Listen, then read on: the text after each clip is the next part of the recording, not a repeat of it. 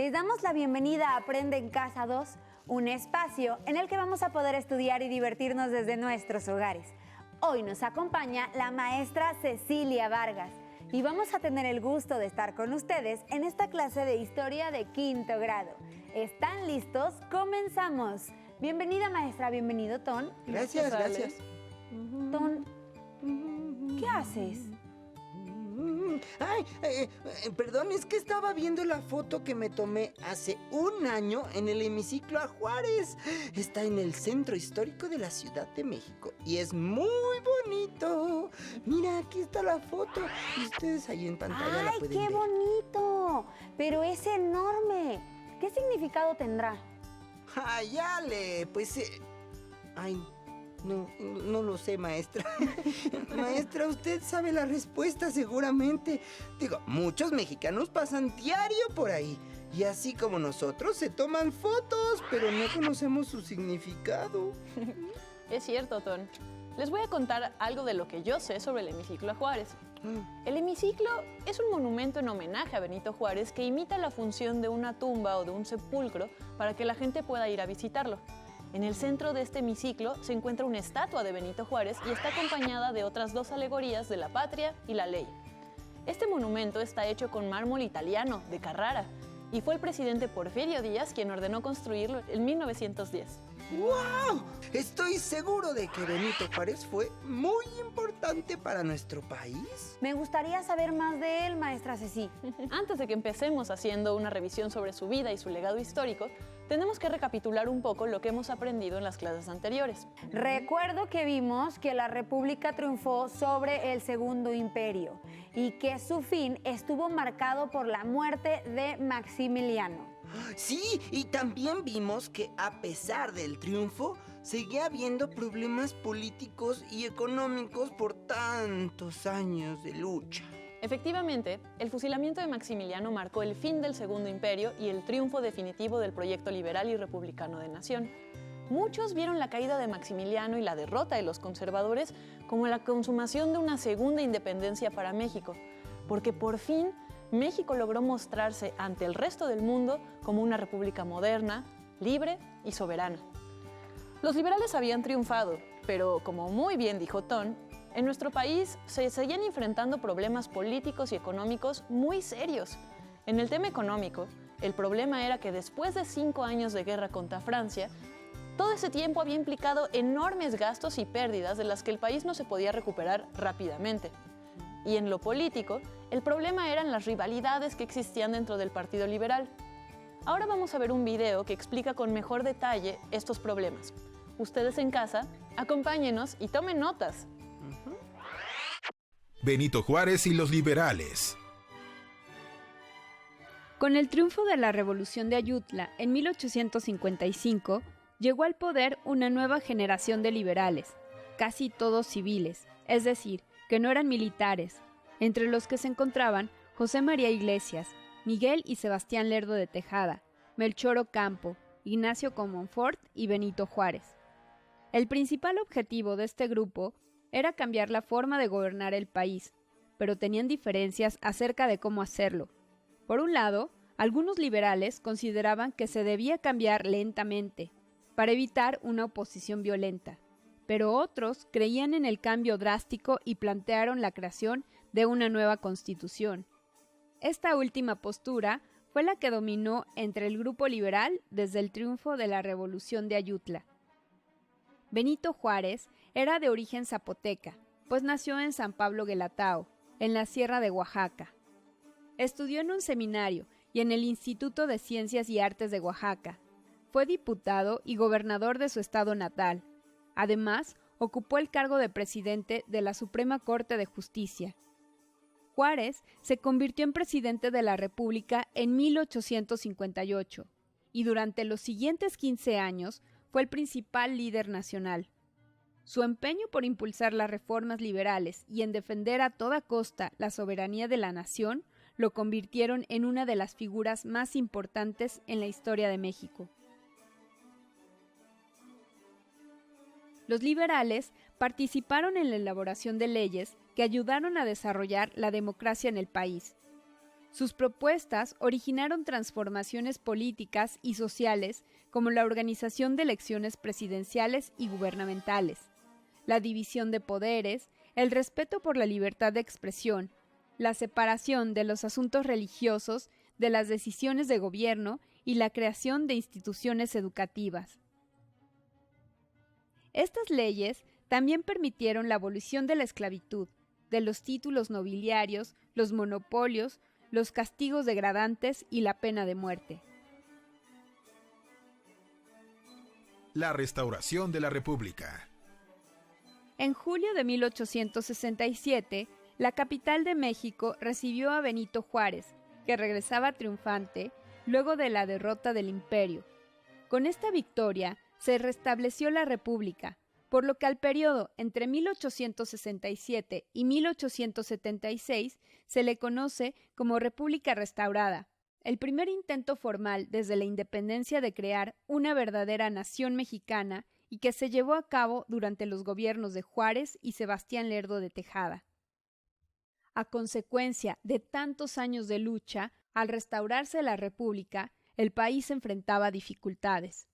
En el ámbito político, el Partido Liberal se dividió porque una parte de este grupo se oponía a la reelección presidencial de Benito Juárez. Al término de la guerra, Juárez restableció su gabinete con civiles. Esto ocasionó que algunos militares que habían participado durante la guerra contra el Imperio se molestaron por no haber sido tomados en cuenta para formar parte del gobierno. Uno de ellos fue Porfirio Díaz. Otro problema que tuvo que enfrentar el gobierno de Juárez fue el poder que tuvieron ciertos personajes en el ámbito local. Durante la guerra, los jefes militares controlaban las actividades económicas de algunas regiones y se apropiaban de sus recursos. Juárez trató de quitarles este poder a los militares, lo que provocó su descontento.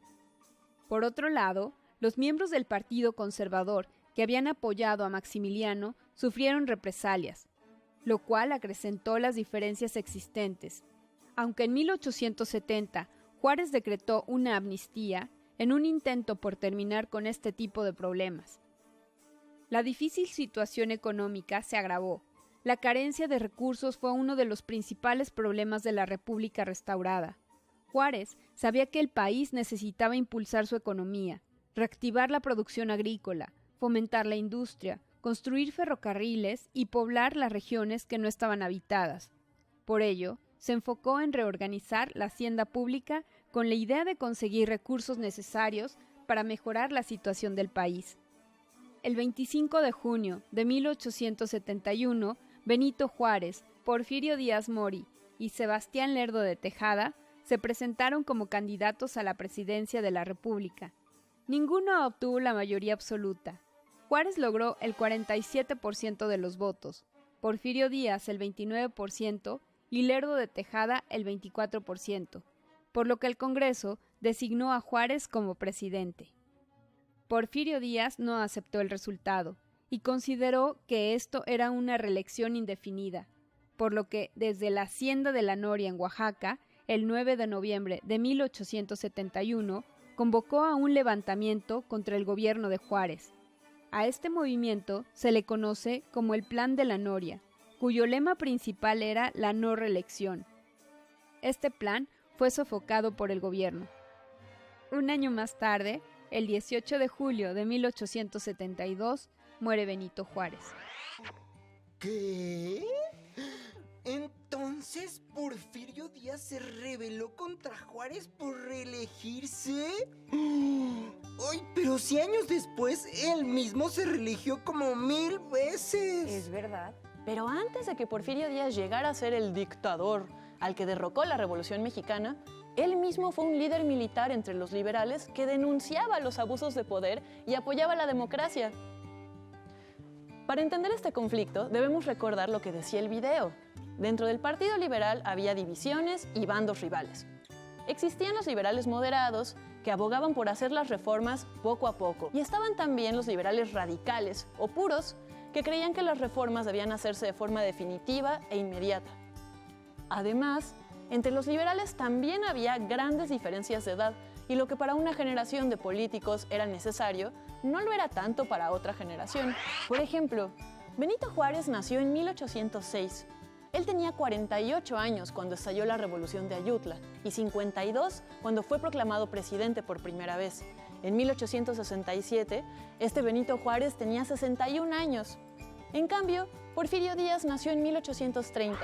Él comenzó su carrera militar durante la Revolución de Ayutla, cuando Juárez ya era un hombre. Y Porfirio Díaz cumplió 37 cuando fue candidato presidencial por primera vez. En el mismo año en el que Juárez tenía 61, en 1867, este Porfirio Díaz apenas tenía 37 años. Sí, era una diferencia enorme, maestra. Enorme. Había una feroz competencia por el poder y esta disputa, la verdad es que no paró durante los años de la República restaurada. Recordemos que esta época dio inicio justo en 67, cuando el presidente Benito Juárez, acompañado de los ministros Lerdo de Tejada, José María Iglesias e Ignacio Mejía, regresó a la Ciudad de México. Estamos viendo en pantalla la imagen de su regreso. Al triunfo de la República sobre el Imperio, permitió la consolidación de México como un Estado nacional, federal y laico. El nuevo gobierno comenzó con una política de reconciliación con los que habían participado en la intervención francesa. Y estoy entendiendo por qué tantos desacuerdos. Eran muchas cosas. Sí, muchas ideas, muchísimas cosas que ordenar. Sí. Vamos a ver la frase que comentamos la clase pasada y ustedes van a decirme, ¿qué creen que quería decir Juárez con eso? No ha querido ni ha debido antes el gobierno, y menos debiera a la hora del triunfo completo de la República, dejarse inspirar por ningún sentimiento de pasión contra los que lo han combatido. Benito Juárez. Ay, maestra, yo me quedé con esa duda. ¿Qué significaba? Pero ahora que la vuelvo a escuchar, yo creo que significa que no se debían dejar llevar por algún sentimiento momentáneo para tomar decisiones políticas. O sea, que no debían dejar que sus sentimientos los manejaran. Ah, Muy bien. y menos en ese momento, que ya había triunfado la República. Así que no habría consecuencias contra los que habían estado a favor del imperio, ¿no, maestra? Muy bien, Tony y Ale. Están muy bien, así es. Digamos que las represalias para esas personas fueron leves y quienes habían apoyado al imperio pudieron reincorporarse a la vida social y política del país. Pero a ver, continuemos. Lo primero que hizo Juárez al regresar a la capital del país fue convocar a elecciones, ¿se acuerdan lo de la legitimidad? Y propuso además algunas reformas, como la creación del Senado y el derecho de veto presidencial. Esto es muy importante porque significa que a partir de entonces habría una nueva Cámara Legislativa, además de la de diputados, que se encargaría de crear, aprobar o desechar las leyes. Por otro lado, el derecho de veto era una novedad que daba a los presidentes la capacidad de bloquear leyes e iniciativas que salieran de las cámaras.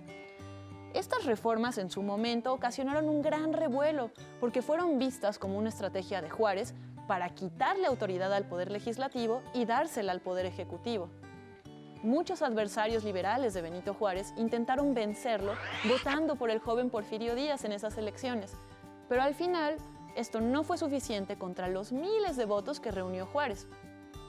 Juárez ganó, cumplió su 10º año consecutivo como presidente y en los años siguientes de su gobierno, todos los esfuerzos se volcaron a la tarea de modernizar al país por medio de la educación, los avances tecnológicos y la aplicación de la Constitución y las leyes de reforma. Entonces ya podría ponerse en orden todo el país. Aunque seguro que no sería nada fácil y llevaría muchos años, pues pasaron muchas cosas para llegar hasta ese momento. Así es, Ton. La modernización de nuestro país no sería una labor nada fácil ni rápida. Maestra, ¿y qué pasó con las cuestiones económicas? Supongo que Benito Juárez también intentó organizar esa parte, pues es fundamental para el buen funcionamiento de un país. Claro, Ale. Pues lo primero que hizo Benito Juárez para ayudar a la economía fue reducir los gastos del gobierno. Y para esto decidió recortar el presupuesto del ejército y reducir su tamaño. Esto, obviamente, no le gustó nada a los militares. Y es por eso que durante la República restaurada hubo tantos levantamientos armados de distintos jefes militares que llegaron a controlar regiones enteras. La siguiente medida que tomó Juárez para impulsar la economía fue la construcción del ferrocarril. Este fue un cambio importantísimo porque el ferrocarril permitió conectar muchos territorios de la República que hasta entonces habían estado aislados y lejanos. El ferrocarril también aumentó la velocidad con la que circulaban las noticias y las mercancías y se convirtió en un nuevo medio de transporte para pasajeros. Y poco a poco, conforme se fueron extendiendo las vías férreas, el ferrocarril contribuyó a que el mercado interno de nuestro país se integrara. ¡Qué padre! Entonces la gente empezó a viajar en ferrocarril. ¡Ay! Me parece que es súper interesante cómo fue evolucionando esta máquina en el tiempo. ¡Ay, qué lástima que ya casi no la usamos! Yo quisiera subirme a uno, nunca lo he hecho. Ay, yo también.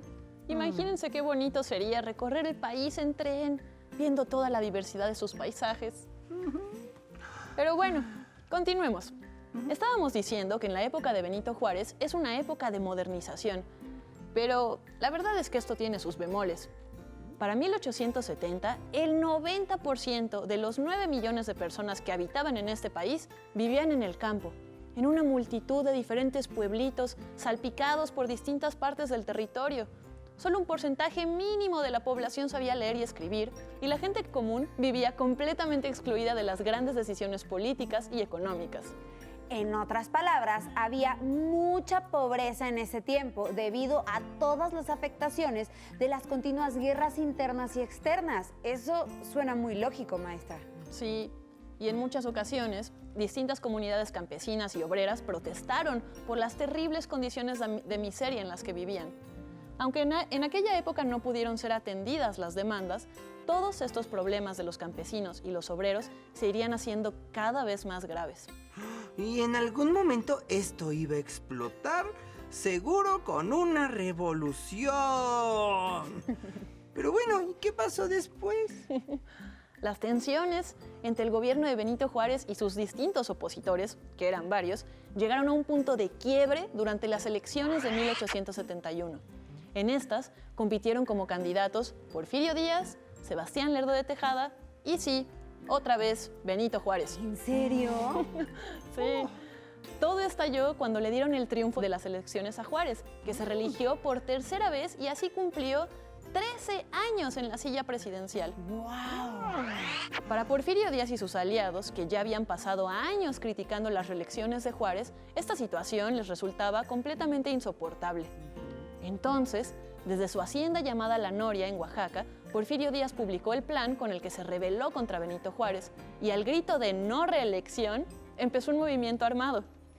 ¿Y cómo podemos saber más sobre este acontecimiento, maestra? Es un tema importantísimo.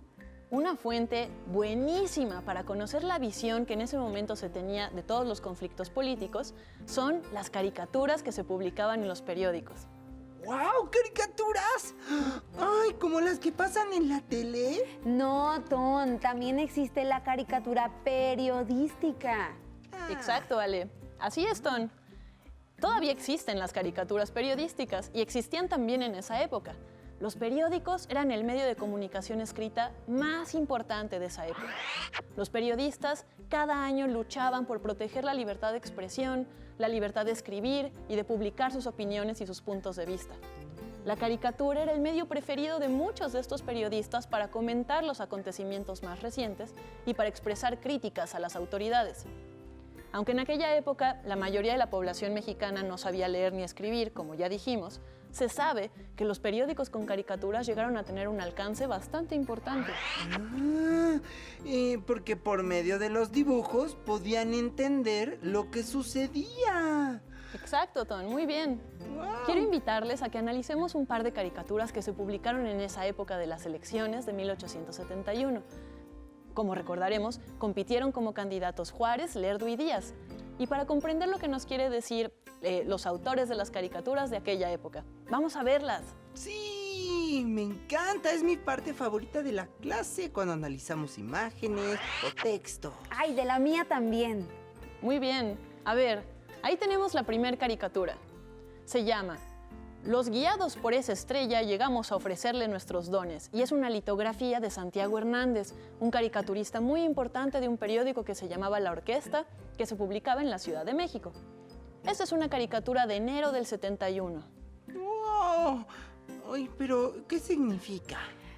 Vamos a analizarla, Ton. Yo veo 3 personajes y parece que están ofreciéndole algo a un gobernante que está en una silla y tiene una corona. Y uno de ellos claramente es Porfirio Díaz, ¿verdad, maestra? Muy bien, sí. A ver, vamos a tomarnos acá nuestro tiempo. Al fondo vemos la silla presidencial, ¿no? Que tiene como una cara, porque lo que está representando es esta silla presidencial que se ve como lo más deseado, ¿no? Y están llegando los 3 candidatos presidenciales a darle ofrendas. Como si fueran los 3 Reyes Magos, Muy bien, exacto, Ale. que están guiados por una estrella. Exacto. La estrella, acá la vemos con un poco, si pudiéramos verla con un poco de detalle, la estrella son las cabezas de periodistas y en la cabeza tienen unos cucuruchos de papel que tienen el título de los periódicos en los que cada uno de ellos trabajaba. Esto representa que los periódicos de la época eran como la luz que iluminaba las elecciones. Y veamos a los candidatos. Tenemos a Porfirio Díaz, que en la mano trae una espada y una bayoneta. Él representa al ala liberal de los militares. En medio tenemos a Sebastián Lerdo de Tejada, que está cargando un platito con unos papeles hechos origami, y esos papeles son las leyes, es la Constitución de 1857. Lo que ofrecía Lerdo para la presidencia era la ley. Y por otro lado, de espaldas a nosotros, está Benito Juárez, y él en su ofrenda lleva a unas cabezas, y esas cabezas son los miembros de su gabinete. Lo que Juárez le ofrecía a la presidencia eran, pues, todos los hombres que lo acompañaban, hombres capaces y experimentados. Esta caricatura lo que muestra son los diferentes bandos y lo que ofrecía cada uno de estos bandos a la presidencia. Y sus personalidades, ¿no, maestra? Excelente, sí. Se refleja muy bien en esa caricatura cada personalidad de cada candidato. ¿Cómo dirías que es la personalidad de Díaz? Bueno, creo que él, al ser liberal, creo que es el luchador, ¿no? El que quería el cambio y Lerdo creo que un cambio un poco más inteligente, a base de leyes, a base y Juárez también, ¿no? Al ofrecer su gabinete, esta reestructuración con la gente que lo acompañaba. Excelente, muy bien, Ale, sí. Veamos la siguiente caricatura. Sí. La caricatura 2 se llama Dejemos que la suerte decida, pero sin trampas.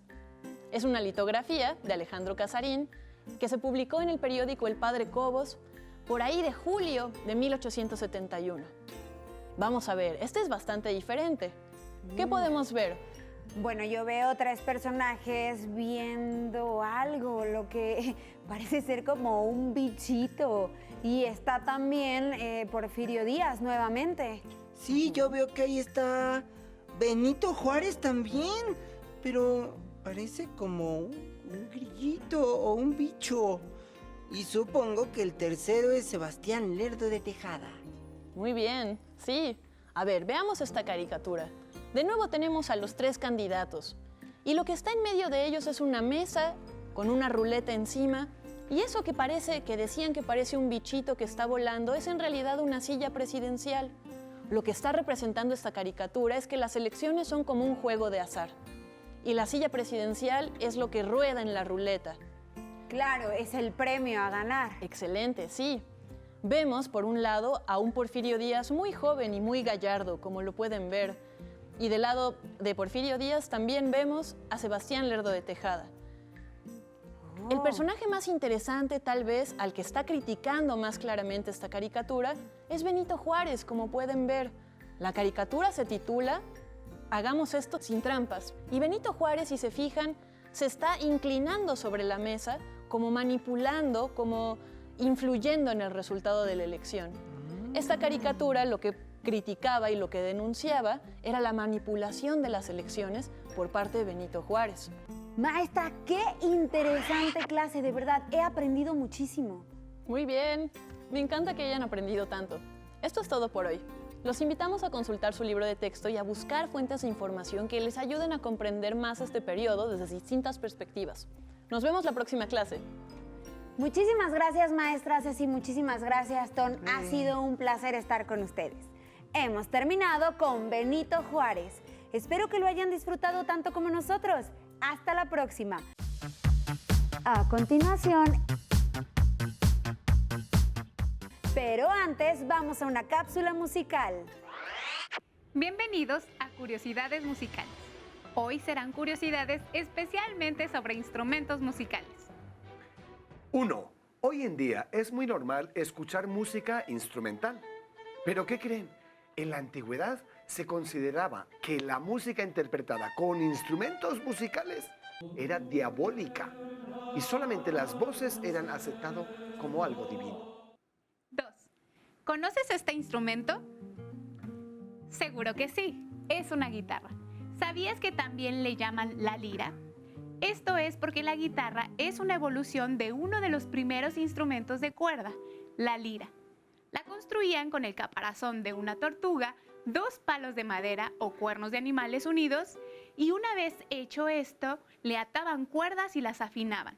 Los instrumentos de cuerda son todos aquellos que tienen cuerdas y se hacen sonar pulsando, frotando o percutiendo las cuerdas, como el salterio que construimos en otro programa. 3. ¿Sabías que hay instrumentos que parecen mágicos? Escuchen. El teremín es un instrumento musical que parece mágico, porque para tocarlo el intérprete debe mover los brazos y las manos como acariciando el aire sin tener contacto con nada, creando atmósferas inquietantes e hipnóticas. Es sorprendente, ¿no? 4.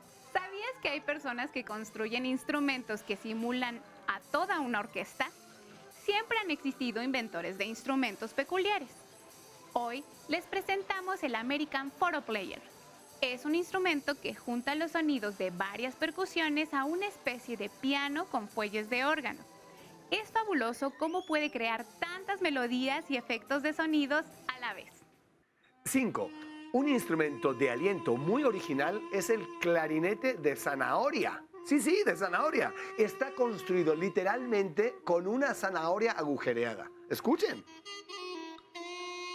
Como verán, efectivamente es un instrumento de aliento. Los instrumentos de aliento, que son todos aquellos que se tocan soplando, se les conoce también como aerófonos. Es decir, que suenan a partir de las vibraciones del aire. Y también se les conoce como instrumentos de viento. 6. La voz es el instrumento melódico más antiguo que existe, ya que todos lo traemos incorporados al nacer. No hay 2 voces iguales, cada una tiene sus peculiaridades. Mariana Pavlova es la mujer con el récord de la voz femenina más grave del mundo. Escuchémosla.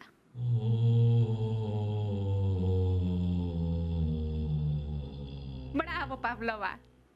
7. ¿Sabían que el tambor más antiguo que se conoce en el mundo está hecho con la piel de un mamut que estaba congelado en la Antártida? El hombre de la prehistoria utilizó la piel del animal que se preservó desde la era de hielo, la estiró y creó este tambor. El tambor data de hace 30.000 años. Imagínense. 8. ¿Sabías que hay un instrumento que no suena? Se trata de la batuta. La batuta es la varita que mueven los directores de las orquestas. Es un instrumento muy importante para las orquestas, ya que es el único que no produce sonido, pero hace que toda la orquesta suene junta. Curioso, ¿no? En el próximo programa de Instrumentos Caseros usaremos un tubo de cartón, palillos de madera, cinta adhesiva, arroz, una hoja de papel, tijeras y tachuelas. Mañana más, pero a lo mejor porque es imposible aquí en Aprende Música en Casa. Si necesitas ayuda para resolver tus dudas, contáctanos. Si tienes tus libros de texto en casa, consúltalos, léelos con paciencia y pide ayuda a un adulto si algo no entiendes.